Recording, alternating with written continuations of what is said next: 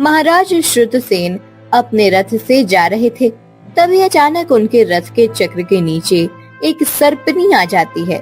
महाराज श्रुतसेन को उसके बारे में कुछ पता नहीं चलता और वो आगे निकल जाते हैं। वो सर्पनी इतनी आहत हो जाती है कि उसके प्राण अब जाने ही वाले थे। उसने महाराज श्रुतसेन के रथ को जाते हुए देखा और, हे मनुष्य, तुमने मुझे कुचल दिया और आगे चले गए। मैं गर्भवती हूँ और आज तुम्हारे कारण मेरे बच्चों के साथ मेरी मृत्यु होने वाली है। मेरे वंश का नाश होने वाला है। मैं तुम्हें श्राप देती हूँ कि जिस प्रकार मेरे वंश का नाश हो जाएगा, उसी प्रकार तुम भी सदा निपुत्रिक रहोगे। श्रुतसेन को श्राप देकर सर्पनी अपने प्राण त्याग देती है। महाराज श्रुतसेन के विवाह को बहुत वर्ष हो गए थे, फिर भी उन्हें पुत्र की प्राप्ति नहीं हुई थी। बहुत प्रयास और उपाय करने के बाद भी कई साल प्रतीक्षा करनी पड़ी, फिर भी उन्हें संतान नहीं हुई। फिर महाराज श्रुतसेन ने एक महाज्ञानी पंडित को बुलाते हैं और उनसे इस बात का कारण पूछते हैं।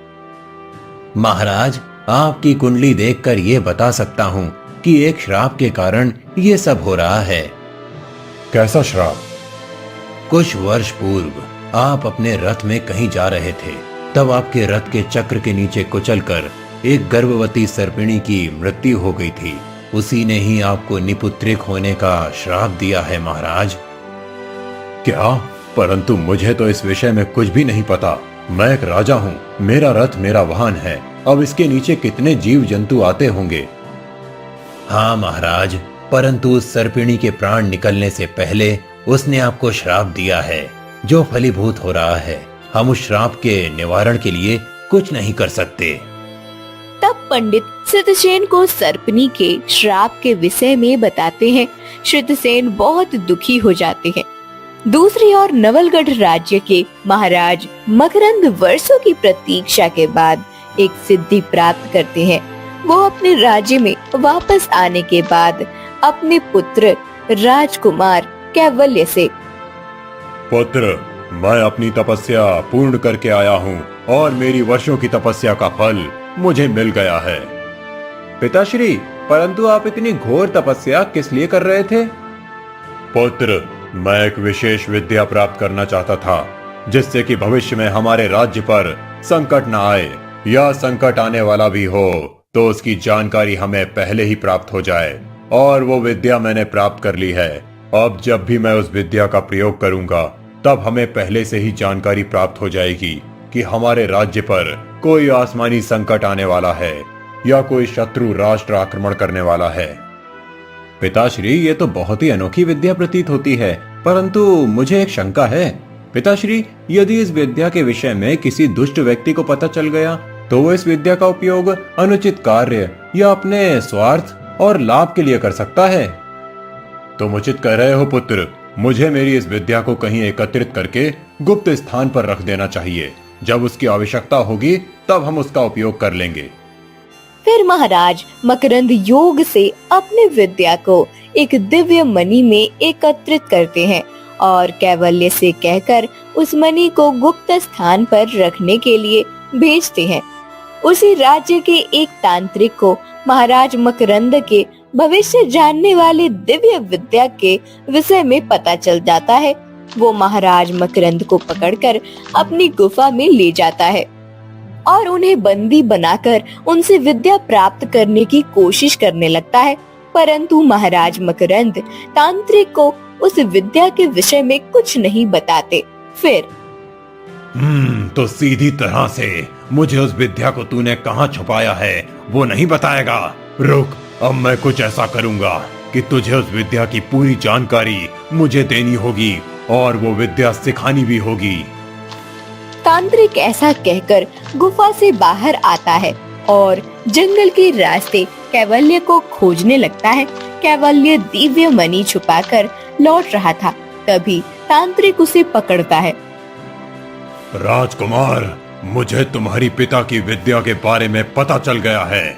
मुझे बताओ कि तुमने उस विद्या को कहाँ छुपा रखा है। नहीं, मैं अपने प्राण दे दूंगा, परंतु तुम जैसे दुष्ट तांत्रिक को अपने पिता की विद्या के बारे में कुछ नहीं बताऊंगा।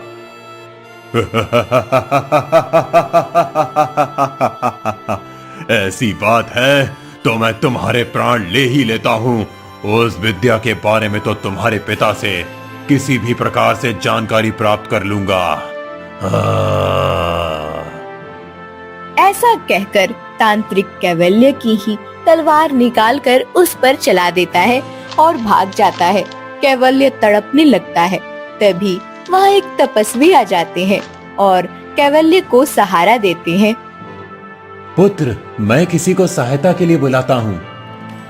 नहीं मुनिवर, अब मेरे प्राण नहीं बच सकते। मैं मृत्यु को प्राप्त हो जाऊंगा, परंतु मेरी एक अंतिम इच्छा है। आप कृपया वो इच्छा पूर्ण होने का आशीर्वाद दीजिए।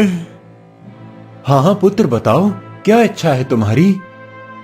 मुनिवर, उस दुष्ट तांत्रिक ने मेरे पिता की विद्या को हरण करने के लिए उन्हें कहीं बंदी बनाकर रखा है। मैं चाहता हूँ कि मैं उस तांत्रिक का प्रतिशोध लेने के लिए पुनर्जन्म लूं, और जब तक मैं बड़ा नहीं होता तब तक मेरे पिता सुरक्षित रहें। अवश्य पुत्र, मैं तुम्हें आशीर्वाद के रूप में ये वरदान देता हूँ कि तुम्हारा पुनर्जन्म होगा, और उस जन्म में जब तक तुम अपने पिता को उस दुष्ट तांत्रिक के जाल से मुक्त करने के योग्य बड़े नहीं हो जाते, तब तक तुम्हारे पिता सुरक्षित रहेंगे।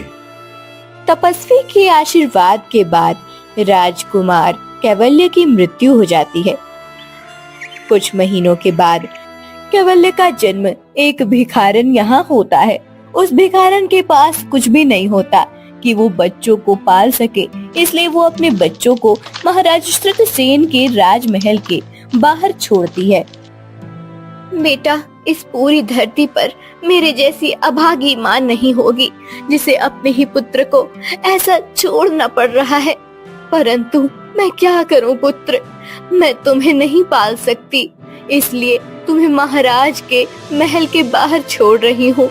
मुझे उम्मीद है कि महाराज ये राजमहल का कोई व्यक्ति तुम्हें अपनाएगा और तुम सुख से अपना जीवन जी सकोगे। भिखारन बच्चों को छोड़कर चली जाती है।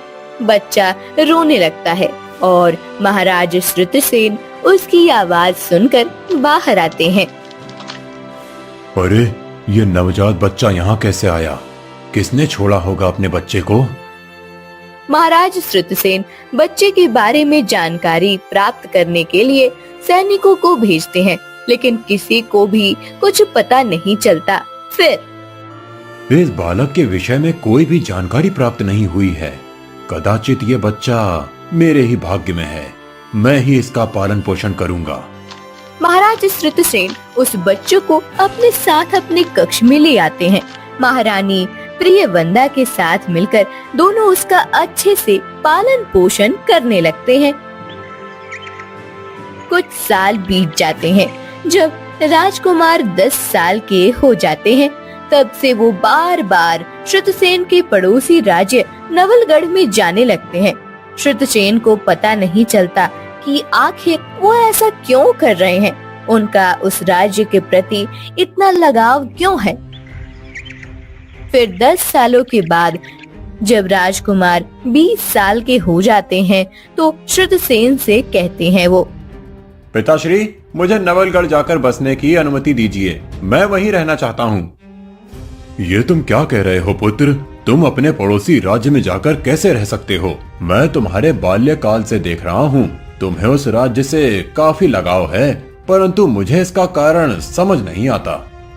वो तो मैं भी नहीं जानता पिताश्री, परंतु पता नहीं क्यों वह राज्य मुझे बचपन से ही अपना लगता है। वहाँ ऐसा कुछ है जिससे मैं जुड़ा हुआ हूँ, ऐसा मुझे महसूस होता है। राजकुमार की बात सुनकर श्रुतसेन फिर एक बार अपने महाज्ञानी पंडित को बुलाते हैं और इस विषय में बताते हैं। पंडित जी राजकुमार की कुंडली निकालते हैं और उसका अभ्यास करते हैं। महाराज, राजकुमार की नियति उससे ये कार्य करवा रही है। मैं कुछ समझा नहीं। महाराज, ये राजकुमार का पुनर्जन्म है। पिछले जन्म में ये राजकुमार कैवल्य थे, महाराज मकरंद के पुत्र। एक दुष्ट तांत्रिक के हाथों उनकी मृत्यु हो गई और वो अपने पिता महाराज मकरंद की सुरक्षा और तांत्रिक से प्रतिशोध लेने के लिए उन्होंने पुनर्जन्म धारण किया है। क्या ऐसा हो सकता है? हाँ महाराज, जब कोई आत्मा अपनी गहराई से किसी बात की इच्छा करे तो वो पूर्ण हो जाती है। राजकुमार कैवल्य की इस इच्छा को एक महान तपस्वी का आशीर्वाद मिला है, इसीलिए ये संभव हुआ है महाराज। पंडित जी महाराज श्रुतसेन को महाराज मकरंद और उनके दिव्य विद्या के विषय में सब बात बताते हैं। श्रुतसेन ये सब सुनकर, ऐसे महान राजा की तो सहायता मुझे भी करनी चाहिए। मैं भी अपने पुत्र के साथ उसके पिता का प्रतिशोध लेने में उसकी सहायता करूंगा। श्रुतसेन राजकुमार को सब बताते हैं। फिर कैवल्य और महाराज श्रुतसेन दोनों उस दुष्ट तांत्रिक को ढूंढने निकलते हैं। कैवल्य को अपना पिछले जन्म पूरी तरह से याद आ जाता है। वो श्रुतसेन के साथ तांत्रिक की उस गुफा में आ पहुंचता है। वो देखता है कि 20 सालों से तांत्रिक ने उसके पिता महाराज मकरंद को बांध कर रखा हुआ है, लेकिन वो अभी जीवित है। ये देखकर उसे थोड़ा सुकून मिलता है। वो मेरे पिताश्री हैं और वो दुष्ट तांत्रिक। पुत्र, उस तांत्रिक से महाराज मकरंद को छुड़ाने में मैं तुम्हारी सहायता करूंगा। दुष्ट तांत्रिक! कैवल्य की आवाज सुनकर तांत्रिक पीछे मुड़कर देखता है। कैवल्य को सामने देखकर वो चौंक जाता है। तुम जीवित कैसे हो? मैंने तो अपने हाथों से तुम्हें मार डाला था। हाँ, तुमने मुझे मार डाला था, परंतु मैं अपने पिता को तुम्हारे इस जाल से छुड़ाने के लिए पुनर्जन्म लेकर आया हूँ। मैं अपने पिता की विद्या का दुरुपयोग नहीं करने दूंगा तुम्हें। कैवल्य को जीवित देखकर महाराज मकरंद के चेहरे पर मुस्कान आ जाती है। तांत्रिक मकरंद के गर्दन पर तलवार रखता है और, बहुत घमंड है ना तुझे? ये देख, ये तेरे पिता की गर्दन और ये मेरी तलवार। जब तक तू मुझे वो विद्या नहीं देता तब तक तुम्हारे पिता को मैं नहीं छोड़ूंगा, और अगर तुम मुझे वो विद्या नहीं देते तो जिस तरह से तुम्हारे प्राण लिए थे उसी प्रकार से तुम्हारे पिता के भी प्राण लूंगा। नहीं नहीं, मेरे पिता को मत मारना। पुत्र, ये तो सिर्फ तुम्हें चेतावनी दे रहा है, ये ऐसा कुछ नहीं करेगा। तुम इसे उस विद्या के बारे में कुछ मत बताओ। नहीं पिताश्री, पूर्व जन्म में मैंने भी इसकी चेतावनी पर ध्यान नहीं दिया और इसने मेरी हत्या कर दी। अब मैं मेरे पिता के साथ ऐसा नहीं होने दे सकता। रुको तांत्रिक, मैं अभी वो दिव्य मणि तुम्हें दे देता हूँ। कैवल्य जहाँ उसने पिछले जन्म में वो मणि छुपाई थी उस जगह जाता है और मणि को लेकर आता है। ये लो तांत्रिक, पिताश्री ने अपनी विद्या को इस मणि में एकत्रित करके रखा है। जब तुम इसे धारण करोगे तो ये विद्या तुम में समा जाएगी। ये क्या किया तुमने पुत्र? मेरी वर्षों की तपस्या का फल इस दुष्ट तांत्रिक को दे दिया। अब ये इसका अनुचित उपयोग करके समाज को हानि पहुंचाएगा। पिताश्री, इस समय मुझे आपके प्राणों से अधिक प्रिय और कुछ भी नहीं है। पुत्र, एक राजा को सदा ही अपने निजी स्वार्थ को छोड़कर अपनी प्रजा और समाज के हित के विषय में सोचना चाहिए, फिर चाहे उसे प्राण ही क्यों ना त्यागने पड़े। मैं यदि अपने प्राणों के विषय में सोचता तो इसे ये मणि पहले ही दे देता। तांत्रिक उस मणि को अपने गले की माला में डालता है और उसे धारण करता है, लेकिन तांत्रिक के गले में माला पड़ते ही धड़ाम से आवाज होती है और वो मणि टूटकर बिखर जाती है। तांत्रिक का शरीर खड़े खड़े जल जाता है और भस्म हो जाता है।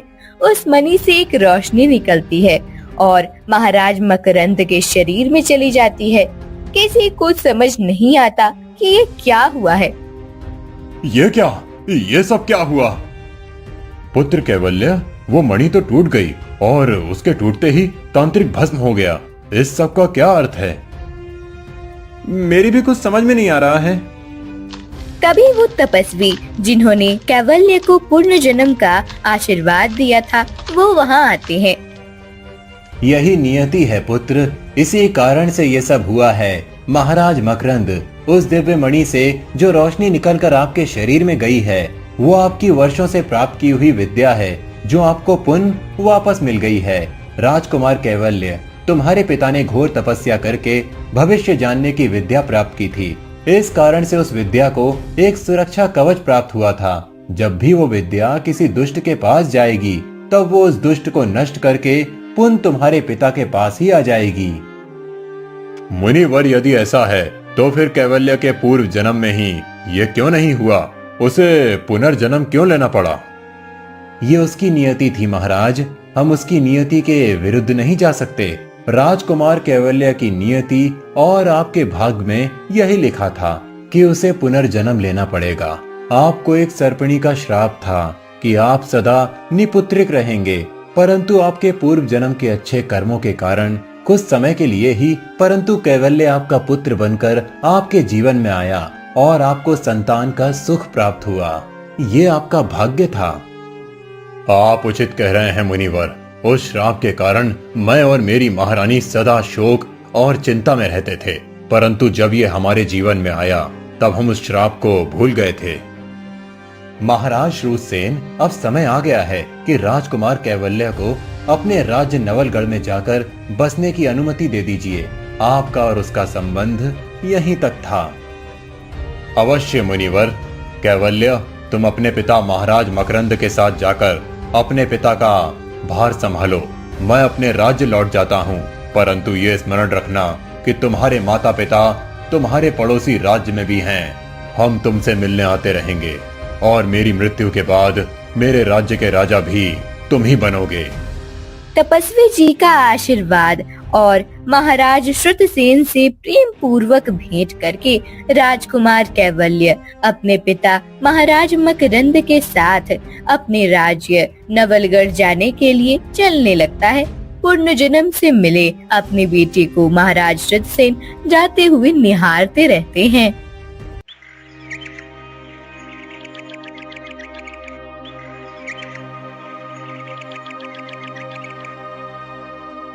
लकड़हारा राकेश लकड़ियां काटकर बहुत थक गया था। फिर आज तो बहुत धूप है, बहुत थक गया हूँ। थोड़ी देर छांव में बैठकर आराम करता हूँ। ये सोचकर राकेश आराम करने के लिए एक पेड़ के नीचे बैठ जाता है। वो अपनी आंखें बंद करके बैठा हुआ होता है कि तभी उसे बहुत सारे कौवों की कवकाव सुनाई देती है। राकेश अपनी आंखें खोलकर देखता है कि एक खरगोश के बच्चे को नोचने के लिए कुछ कौवे उस पेड़ के पास आए हैं। खरगोश का बच्चा डरकर पेड़ के कोने में दबकर बैठा होता है। राकेश ये सब देखकर कुछ पत्थर उठाकर कौवों पर फेंकने लगता है। पत्थर देखकर कौवे उड़कर चले जाते हैं। तभी वहाँ खरगोश की माँ वहाँ आती है। अपने डरे हुए बच्चे और राकेश के हाथ में पत्थर देखकर, ये आदमी तो मेरे बच्चों को मार रहा है, अभी इसे मजा चखाती हूँ। खरगोश की माँ भागकर राकेश के पास जाती है। वो उसे नाखून मारती है और काट देती है। राकेश के उंगली खून बहने लगता है और राकेश घर चला जाता है। फिर माँ, तुमने उस आदमी को क्यों काटा? बेटा, वो तुम्हें पत्थर मार रहा था ना, इसलिए। नहीं माँ, तुमने उसे बेकार में ही काट लिया। कुछ देर पहले बहुत सारे कौवे यहाँ आए थे। वो अपनी बड़ी चोंच से मुझे नोचने वाले थे। तुम भी मेरे पास नहीं थी, मैं बहुत डर गया था। तभी उस आदमी ने उन कौवों पर पत्थर मारकर उन्हें भगा दिया और मैं बच गया। आज अगर वो आदमी समय पर नहीं आता तो वो सब कौवे मुझे मार ही डालते। अच्छा, तो ऐसा हुआ था। मुझसे बहुत बड़ी गलती हो गई।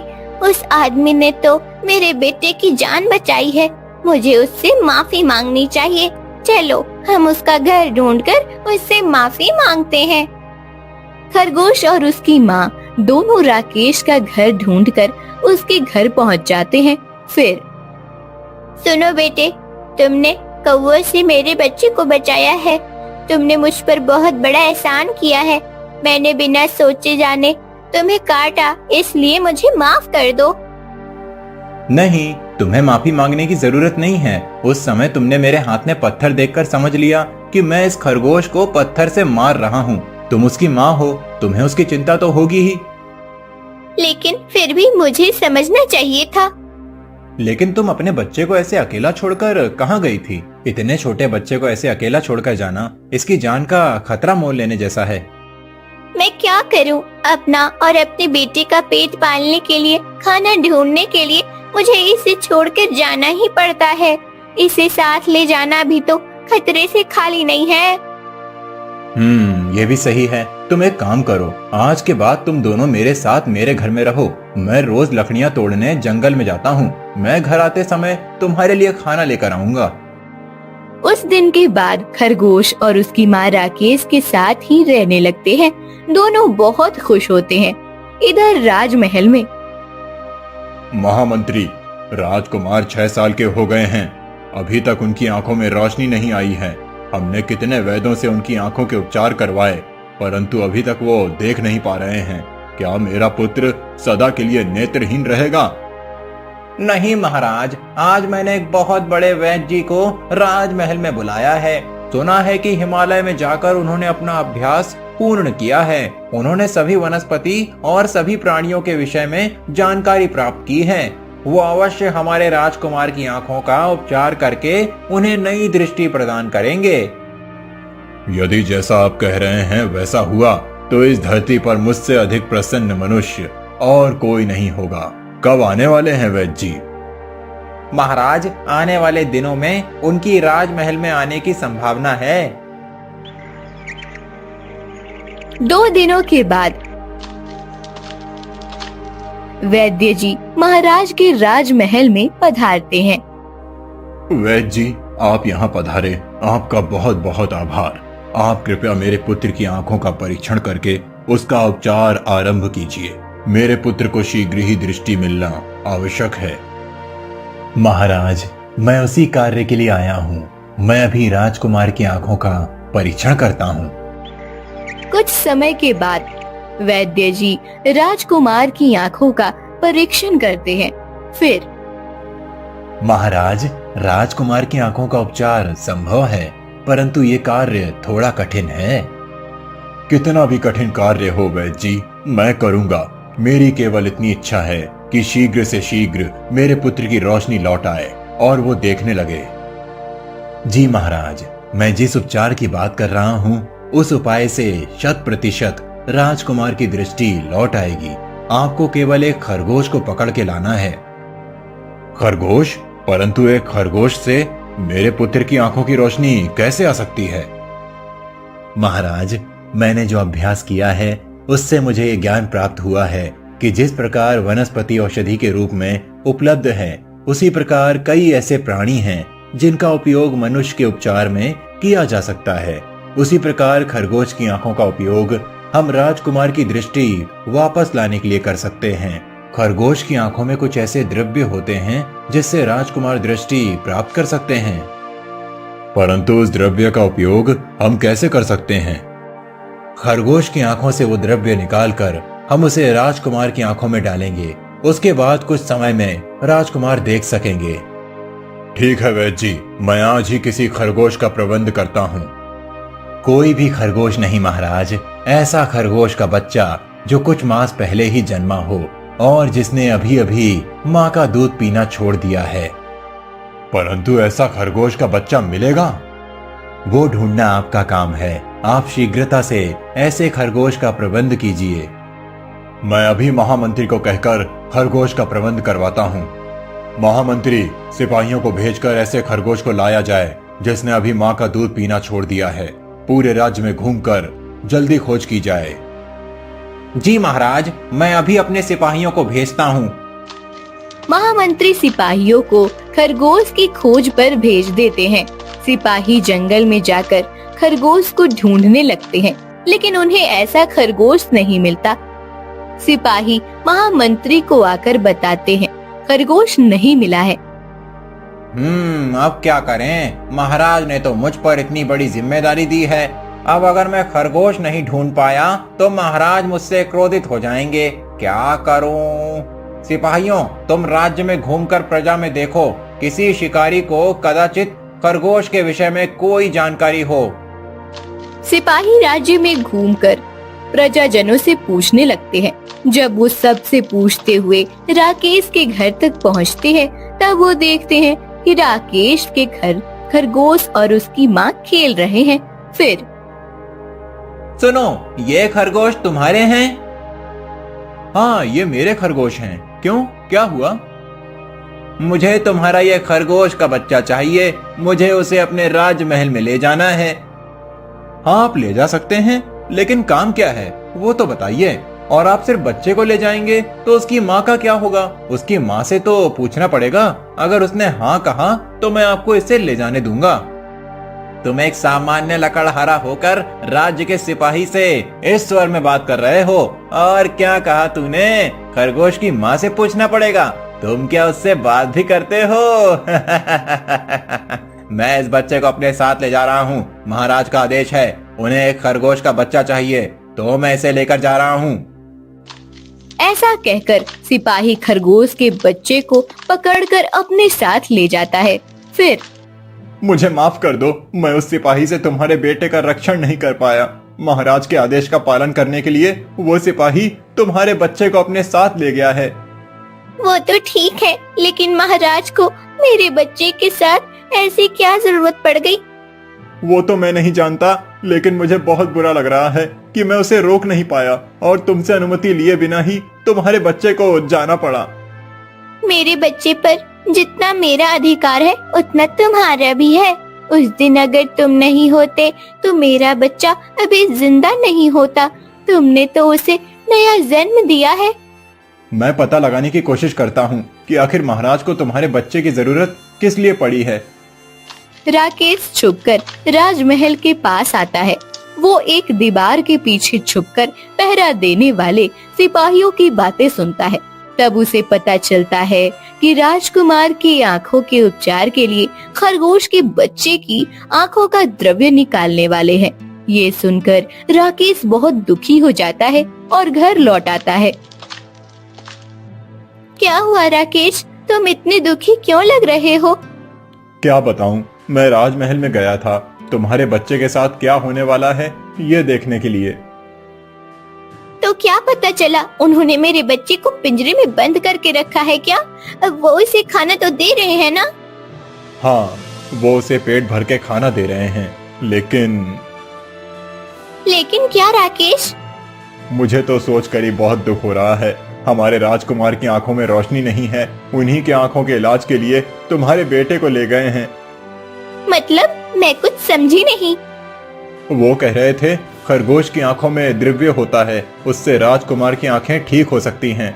वो लोग तुम्हारे बेटे की आंखों का द्रव्य निकालकर राजकुमार की आंखों में डालने वाले हैं। तुम्हें ये सुनकर बहुत बुरा लग रहा होगा ना? बुरा तो लग रहा है, लेकिन ये सोचकर अच्छा भी लग रहा है कि मेरे बेटे की आंखें राजकुमार की आंखों को रोशनी देंगी। राज्य का राजकुमार पूरी तरह से स्वस्थ होना आवश्यक होता है। अगर मेरा बेटा राजकार्य में अपना योगदान दे तो ये तो अच्छी बात है। धन्य है तुम जैसी माँ, जो अपने बेटे के आंखों के बारे में ना सोचकर राजकुमार और राज्य के बारे में सोच रही है। इधर सिपाही खुश होकर खरगोश के बच्चे को राजमहल में ले आता है। उसे पिंजरे में बंद करके रखा जाता है। महाराज तक ये समाचार जाता है कि खरगोश के बच्चे का प्रबंध हो गया है। ये सुनकर महाराज भी प्रसन्न हो जाते हैं। 2 दिनों के बाद राजकुमार की आंखों का उपचार करना तय हो जाता है। राकेश ये सोचकर दुखी हो रहा था कि अब खरगोश के बच्चे की आंखें नहीं रहेंगी और वो अंधा हो जाएगा। एक बार जब सिपाही खरगोश के बच्चे को खाना देने जाता है, तब खरगोश का बच्चा कूदकर पिंजरे से बाहर आता है और भागकर राजमहल से बाहर आता है। जब ये बात महाराज को पता चलती है, तब आज तुम्हारे कारण खरगोश का बच्चा भाग गया। अब मेरे पुत्र का उपचार कैसे संभव होगा? तुम दंड के भागी हो। महाराज उस सिपाही को बंदी बनाकर काल कोठरी में डालने का दंड देते हैं। इधर खरगोश का बच्चा राकेश के घर जाता है। राकेश उसे स्वस्थ देखकर खुश हो जाता है। अच्छा हुआ तुम ठीक हो, तुम्हारी आंखों को कुछ नहीं हुआ। बेटा, तुम यहाँ कैसे आ गए? उन्होंने तुम्हें छोड़ दिया? नहीं माँ, जब मुझे सिपाही खाना देने जा रहा था तब मैं पिंजरे से कूदकर बाहर आया और भागकर यहाँ आ गया। ये तुमने ठीक नहीं किया बेटा। अब तुम्हारी वजह से उस सिपाही को महाराज की रोष और क्रोध का सामना करना पड़ेगा। तुम वापस चले जाओ। नहीं माँ, वो मेरी आंखें निकाल लेंगे। ऐसा नहीं हो सकता कि कुछ और उपाय मिल जाए जिससे राजकुमार की आंखें भी ठीक हो जाएं और तुम्हारी आंखें भी बच जाएं। एक उपचार है। जब हम जंगल में रहते थे तब मैंने देखा था कि रुई के पत्तों का रस अगर किसी नेत्रहीन की आंखों में डाला जाए तो उसकी आंखों की रोशनी वापस आ सकती है। अच्छा, अगर ऐसा हुआ तो बहुत अच्छा होगा। मैं अभी जाकर महाराज से बात करता हूँ। राकेश राजमहल में आकर महाराज से बात करने लगता है। तुम तो वही हो ना जिसने तुम्हारा खरगोश पाला है। मुझे तुम्हारा खरगोश चाहिए। महाराज की जय हो। मैं वही बात करने आया हूँ महाराज। महाराज, राजकुमार की आंखों के लिए मैं एक ऐसा उपचार लेकर आया हूँ जिससे कि राजकुमार की आंखें भी ठीक हो जाएंगी और मेरे खरगोश की भी आंखें नहीं निकालनी पड़ेंगी। अच्छा, यदि ऐसा उपचार मिल जाए तो ये तो बहुत अच्छी बात है। मुझे भी किसी प्राणी को आहत करना उचित नहीं लग रहा था, परंतु मेरे पुत्र के इलाज के लिए मुझे खरगोश को पकड़ना था। फिर राकेश महाराज को रुई के पत्तों की बात बताता है। वो बात सुनकर, हाँ महाराज, ये हो सकता है। हालांकि रुई के पत्ते का रस सामान्य मनुष्य की आंखों के लिए उचित नहीं होता, परंतु किसी नेत्रहीन की आंखों में यदि रुई के पत्ते का रस डालें तो वो कदाचित काम कर सकता है। वैद्य जी रुई के पत्तों का रस निकालकर राजकुमार की आंखों में डालकर उनका उपचार करते हैं। जब राजकुमार की आंखों की पट्टी खोलते हैं तब राजकुमार की दृष्टि लौट आती है। महाराज बहुत प्रसन्न हो जाते हैं और राकेश भी खुश हो जाता है क्योंकि उसकी खरगोश की आंखें बच जाती हैं। फिर खरगोश महाराज के पास आकर, महाराज, मेरा आपसे अनुरोध है कि आप उस सिपाही को काल कोठरी से मुक्त कर दीजिए। मैं तो खुद भागा था। उस सिपाही की कोई गलती नहीं है। वो जब मुझे खाना देने आया था तभी मैं भाग गया। अब राजकुमार की आंखें भी ठीक हो गई हैं। आप कृपया करके उसे मुक्त कर दीजिए। अवश्य, मैं बहुत प्रसन्न हूँ। मेरे पुत्र की आंखों की रोशनी लौट आई। ये मेरे लिए बहुत है। उस सिपाही को बंदी बनाकर रखना अब उचित नहीं है। मैं अभी उसे मुक्त करने का आदेश देता हूँ। फिर महाराज उस सिपाही को मुक्त करने का आदेश देता है। राजकुमार भी अब देखने लगता है। राकेश अपने दोनों खरगोश को लेकर अपने घर जाता है और खुशी से रहने लगता है। खरगोश पर आई हुई मुसीबत राकेश की सूझबूझ से टल जाती है